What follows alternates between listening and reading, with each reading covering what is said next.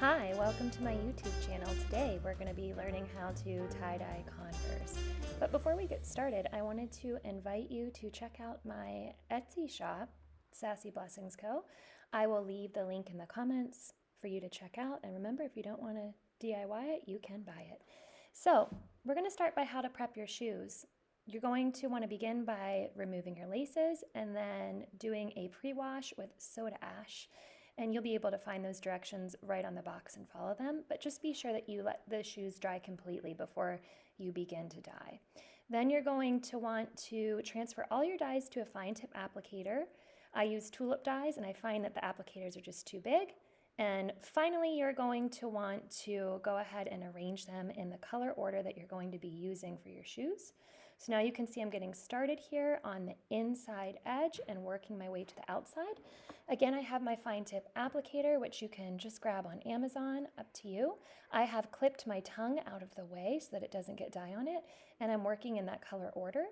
I like to do rainbow color order because I find that aesthetically it looks nice, and also if you decide to not use the color order, you're going to need to be aware of colors that do not mix well and make browns. For example, if I put this yellow next to a purple, it's going to muddy and make a brown, so be aware of that. I'm going right around the metal grommets, and you'll see I go all the way down to the rubber.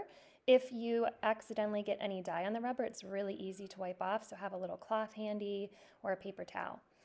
Now, as I go around my grommets, I'm just kind of going in a random pattern, but you will notice that I have the other side already pre-finished and dyed, and I am matching the left side to the right side where I'm placing those colors. So for example, if I put my blue color about 2/3 of the way up the shoe, I want to make sure on the left side, I want to make sure I go ahead on the right side and place it about 2/3 of the way up as well.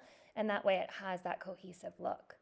As you get to the back of your shoe, you're going to need to bring the colors together. And I also want to point out, you can see here that the colors will bleed through to the inside. No big deal. Your foot will be in there. No one will notice. Do not try to go through on the inside and put dye in, because that dye will seep through to the outside and muddy and make that brown. So don't do that. On the back, I'm bringing the colors together and adding in a few blues because I like that look of blue and purple together. And now I'm ready for the tongue. Now on the tongue, I find it to be a little harder. You're holding it vertically and it tends to mix a little more. One thing that you want to remember on the tongue is the same thing as when you're creating and placing the dye on the sides of the shoes, is to match it up with where it is on the sides. So you want the yellow to hit where the yellow is, the green to hit where the green is. So again, that blue is about 2/3 of the way up.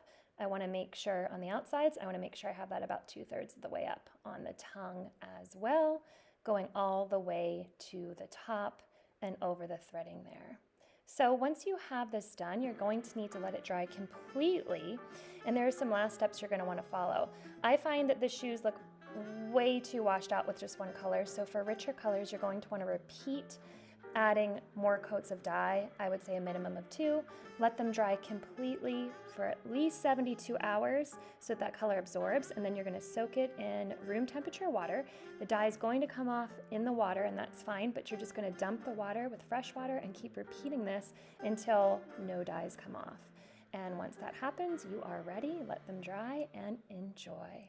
Thanks for tuning in.